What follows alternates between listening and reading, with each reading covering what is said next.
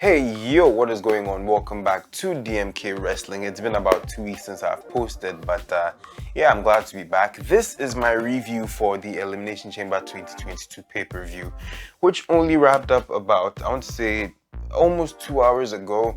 I've had time to unwind, unpack, kind of process things properly, and yeah, I'm here to give you my full review and thoughts on the matches that we saw on tonight's card. So there were supposed to be 7 matches on tonight's card, and unfortunately we only ended up with 6. I don't know if that's unfortunate or not, but I will talk about all of that.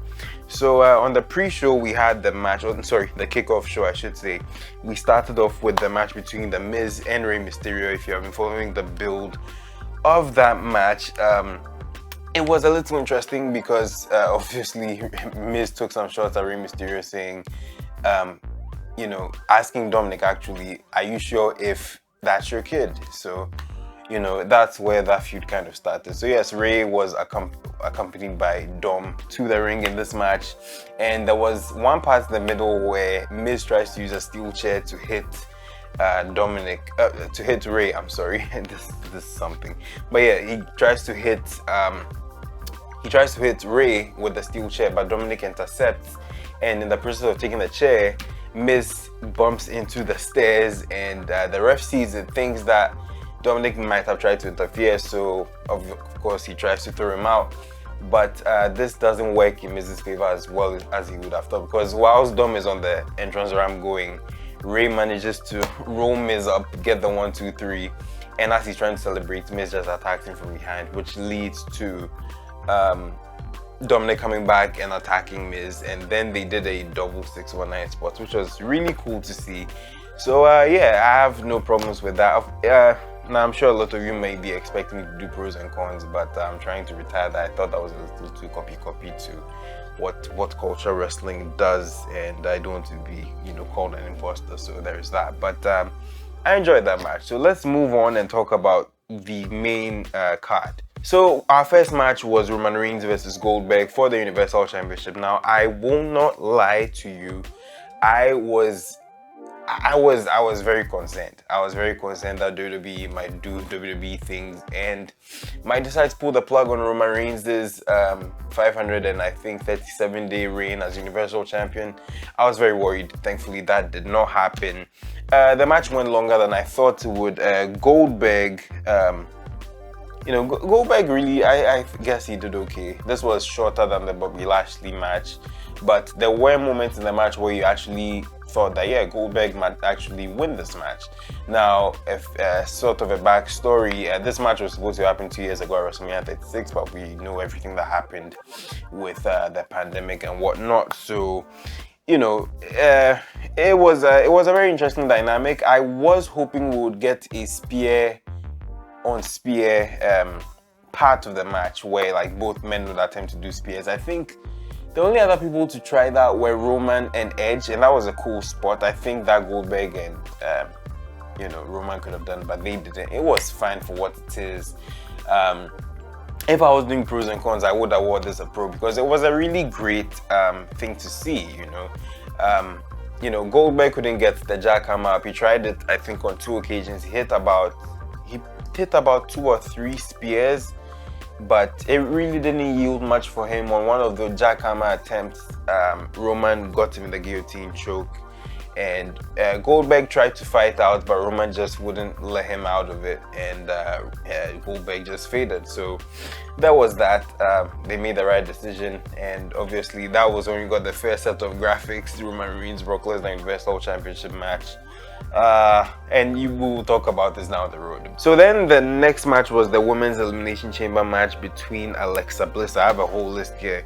So it was Nikki A.S.H, Alexa Bliss, Rhea Ripley, Bianca Belair, Doudrop, and Liv Morgan, with the winner getting a title opportunity at WrestleMania for the Raw Women's Championship, which was going to be determined later in the night between Becky, Lynch, and Lita. So this match was very interesting. Now they did something that I would say was quite unconventional, because for the first time, that thing where with Elimination Chamber matches, those who enter the pods enter first, and then the last 2 people are the ones who start the match.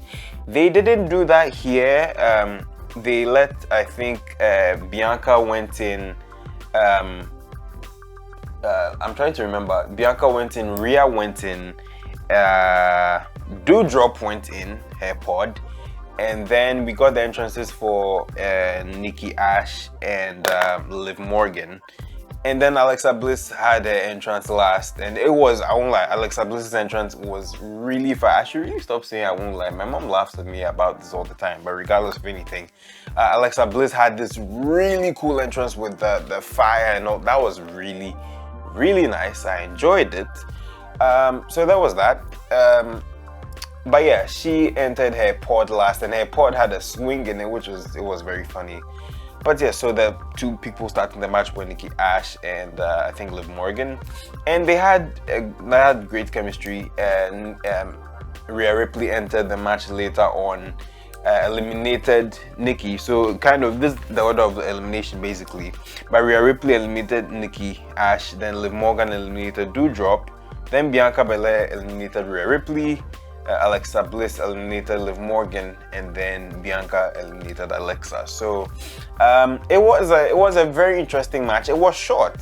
It went just a little over 25 minutes. It wasn't very lengthy, as we are accustomed to seeing with Elimination Chamber matches. I think we are used to seeing Elimination Chamber matches go a little past 30 minutes. Probably this WWE also making some adjustments because that 2020 Elimination Chamber match where Shayna Baszler practically decimated everybody, that was something. And you had to kind of wait the full 5 minutes. I think that's why they cut things down, but it worked. It worked. No one was messing around. They did what they had to do. Ultimately, Bianca, as we predicted, getting her match at WrestleMania against Becky Lynch. So yeah, I guess that plan was still on. I mean, before Ronda Rousey came and everyone was like, oh boy, what if, Bianca doesn't get her shot? It looks like that's going to happen, so there's really nothing to worry about. I'm excited to see this match. So then we had a tag team match between the team of Ronda Rousey and Naomi going up against Charlotte Flair and Sonya Deville. And for what it was very interesting. Now, last night on SmackDown, there was a stipulation added where Ronda Rousey had to have a hand tied behind her back, sort of to make things even, because Sonya Deville had her hand in the sling. But as soon as the bell rang and Ronda had her hand tied behind her back, Sonya was like, oh hey, guess what, I don't need this sling anymore. So it was very it was what it was. It was great.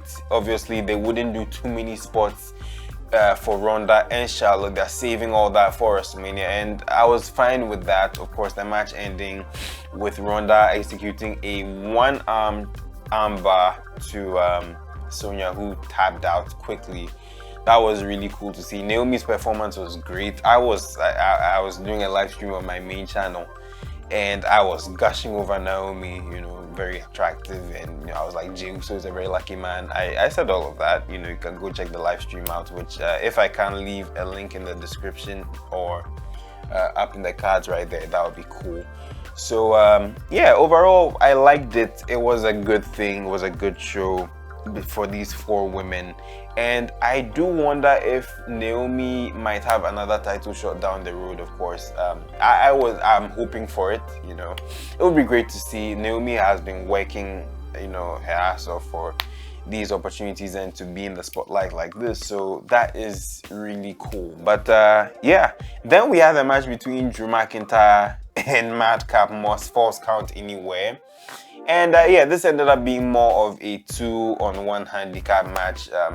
Drew McIntyre, there were some very funny spots, I admit. So literally right when the bell rang and Drew McIntyre established a slight advantage over Madcap, out of nowhere, Corbin comes and hits McIntyre, and they kind of gang up on him. So it was that dynamic of, I gang up on you when my friend's in danger, but when he has it under control, I just back off on the outside. And it was that dynamic. They fought as far as the entrance way. Drew McIntyre threw Madcap into the LED boards at one point, and then somehow they managed to make their way back to the ring a few minutes later. And in taking, I believe, a back body drop, or it wasn't a back body drop, but it was that move where Drew McIntyre holds the legs of his opponent and swings them down for them to fall face first. there was actually a botch. So Madcap practically hit his head into the canvas, and when you watch it in slow-mo, it was scary. Seeing it in live action was, I mean, in real time was scary as well. I'm hoping he's okay. I'm hoping he's not concussed in any way, shape, or form. Wishing him nothing but the best. But it was scary to see Madcap's head hit the floor, and then there was this recoil effect where it's like his neck kind of went into his shoulders, that kind of thing. If my visual or my verbal description gives you a visual description, I guess that works. But that was a very scary botch to see. Of course, Corbin would try to interfere one last time, and just around that time, McIntyre practically swung the sword, so Corbin dodged last minute, and I could only wonder if McIntyre would have actually sliced this man in half. He would have decapitated him, he would have sliced him in half. But anyway, McIntyre then went to perform a claymore on Madcap with the sword in one hand. I stepped on him and raised it, and the match was over. That was it, 1, 2, 3. There are reports, of course, that McIntyre will face Corbin at Mania, which is I don't know how to feel about that. This is the second match we saw between Madcap and Drew, so I guess it was okay for what it was. It was fun. It wasn't lengthy. It didn't overstay its welcome. I enjoyed it, so I guess that was okay. But then, moving on to our next match, we had a match between Lita and Becky Lynch for the Raw Women's Championship, and I must say, this match went, I think it went just a little over 10 minutes, but it was so action-packed. There was a lot into it. There was a story, of course, of Becky Lynch not wanting to get in the ring with her mentor of sorts. Becky Lynch's attire was really cool. She had this, you know, her normal jacket with these goats, literally, like they are sewed goats on the sides of her, you know, her shoulders, so her deltoid. I know what I'm saying. This part, yeah, you get it. So that was very cool to see as well. And the match was fast-paced. It was exciting. Lita tried the moonsault. She actually hit it, got the near fall. I almost thought Becky was going to lose, but that didn't happen. And then Becky tried the moonsault. She missed. There were so many cool spots in the match. There was one point where Becky, as always, tried to roll Lita up and then grab the ropes. That didn't work out in her favor very much. But there was a lot of back and forth. Ultimately, Becky got the win. I think she hit the manhandle slam. I'm not sure because it happened in a blur and my eyes were off. I missed the replays as well, admittedly. But it was a great match. I really enjoyed it, and that's what really matters. Now, after this, Lita got a nice reception from the Jeddah crowd, which was really cool. And then this was probably one of my favorite moments of the night, where we got the announcement of Undertaker's induction to the Hall of Fame for Hall of Fame class of 2022. They played that package that they released on social media yesterday, you know, featuring the Metallica song and the American Badass song by Kid Rock, which were like, it was such a cool package to see. You know, you never really realized this day would come. You know, Undertaker, it's been almost 32 years since he debuted, which is just crazy to think about. But I believe strongly that Taker should be the only inductee into this year's Hall of Fame class. It's well deserved. It's you know, it's what this man has busted his ass for such a long time, right? And to have that final farewell in the Thunderdome, it just didn't do justice. So I'm glad that they waited for an opportunity to induct this man in front of audiences. And I think the whole Hall of Fame thing should be about him this year. I really do. I'm sorry if, you know, there's other people that should be inducted into the Hall of Fame, of course. But Taker is, he needs to be in it. He just needs to be in it on his own, sole inductee. It would be really cool. Just get Vince McMahon, Mick Foley, Kane, Triple H, Shawn Michaels, get them all to come and have individual segments talking about the man. Then finally bring the man out. Don't let them disappear, you know, because we saw that the final farewell, that was a bit funny. But yeah, it would be cool to see that. So yeah, it's happening on April 1st in the midst of SmackDown. I was talking quite a bit about it. I'm so excited. I think it was the main reason why I got into wrestling. I saw it for the first time in 2006. I was like, oh, I'm watching what this guy does next, you know. So that was cool. But after that, we're supposed to have the match between the Usos and the Viking Raiders for the tag team championships, and oh boy, this was something. So the Viking Raiders, nice. The Viking Raiders made their entrance. You know, they were almost at the ring, and then they got jumped by the Usos. Then there was a suplex part. They did a double suplex on Ivar onto Eric. So the commentators Cole, Saxton, and Corey were like, yeah, there's no way they're competing in this match. So it was almost an instant verdict. I was like, oh, but when I looked at the time, I was like, okay, maybe they're trying to hit the 3-hour mark.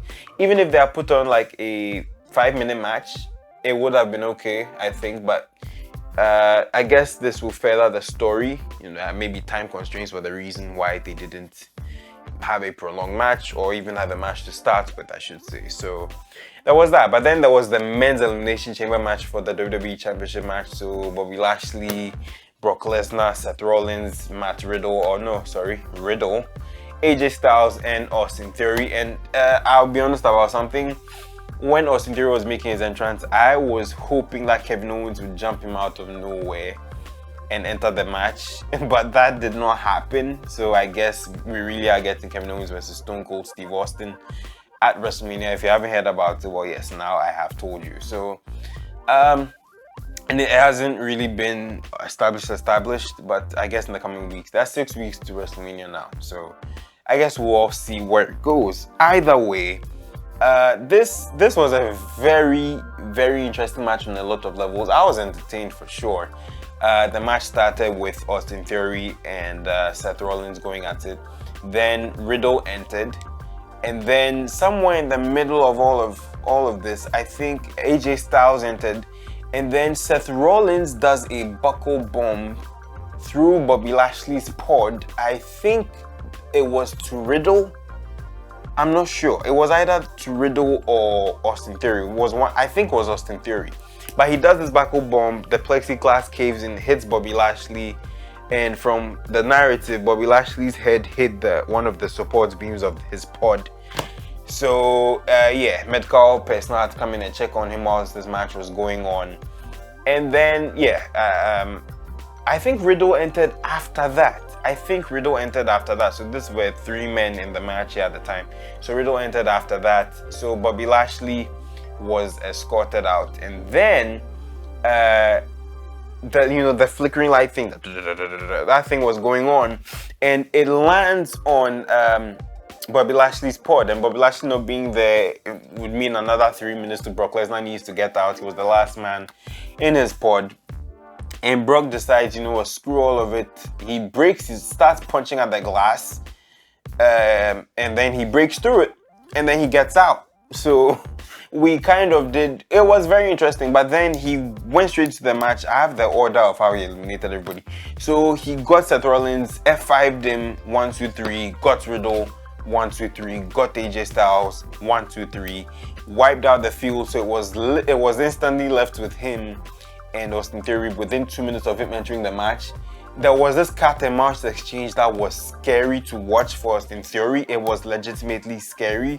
Austin Theory was running around the pods, and then he got into what was supposed to be Brock Lesnar's pod, and Brock Lesnar kicks the glass of the pod that Austin Theory had trapped himself in, and Austin Theory is hit. He pulls him out, suplexes him instantly, and then Brock was like in rage mode, and then he calmed down. And then, you know, there was one spot right after that, Austin Theory got Brock Lesnar with a low blow, almost got him for a pin, but then Brock Lesnar kicked out at 1, and then Brock sits up and he's just looking at him like, oh boy, this is going to be trouble. Austin Theory tries to scale up one of the walls of the chamber. Brock Lesnar was like Spider-Man. He was like 1, 2, 3, and he catches Austin Theory at the top. They make their way to Brock Lesnar's pod, which was in one corner. And then Brock Lesnar F5'd Austin Theory from the high. Austin Theory, of course, didn't land on his face, but it was scary. I was screaming on the stream. Like I said, you should go check that stream out. It was insane. But he F5'd this man from the top, rolls him back into the ring, pins him, and becomes WWE champion. So Brock Lesnar, as of right now, is a 10-time WWE champion. That is crazy, a crazy milestone. And yeah, it was interesting to know. I didn't mention Bobby Lashley in all this time as he was carted out. I think after the second elimination, no, it wasn't the second elimination. It was after it was going to be left with him and AJ Styles. Then Michael Cole was like, he has breaking news, but he'll get to it in a moment. So after the elimination, then Brock Lesnar went on, Cole went on to say that Bobby Lashley had been placed in concussion protocol and would not return to the match. So they were going to be guaranteed a new WWE champion. And for once, I was like, whoa, what if Austin Theory actually wins this match? Because the order of elimination was, was very interesting. By the way, yes, we are getting champion versus champion. And then the graphics, literally, I predicted that something was going to happen with the graphics. And then right on cue, WWE produces new graphics. So champion versus champion, Brock Lesnar, Roman Reigns, WrestleMania title versus title. It looks like that's what's going to happen.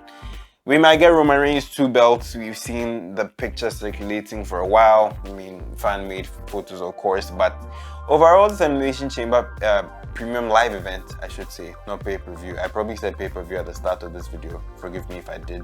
But this premium live event, it was quite entertaining. It was what it was. It wasn't on the level of Crown Jewel. Crown Jewel was another pay-per-view on its own. It was cool. But this one was really great. I enjoyed it. I want to see what they do with the 6 weeks left. If Roman Reigns comes to Raw, sometimes, I mean, Brock Lesnar definitely will be on SmackDown a lot more.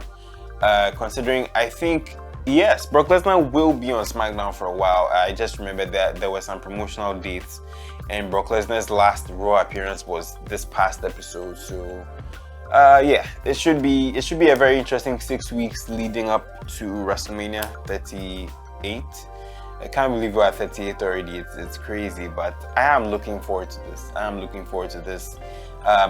I have a few mixed feelings about Brock Lesnar winning the championship again, to be honest. I mean, not everyone wanting to be champion, but this is what it is. It's the money grab, I have concerns for, Seth Rollins. I do think, now let me put this out there, I do think there is the possibility of Seth Rollins probably facing Bobby Lashley. It would make all the sense in the world, considering that indirectly or in some form, Seth Rollins cost Bobby Lashley the WWE Championship because Bobby Lashley was not legitimately pinned in the chamber match. And this is actually the first time we've seen something of the sort.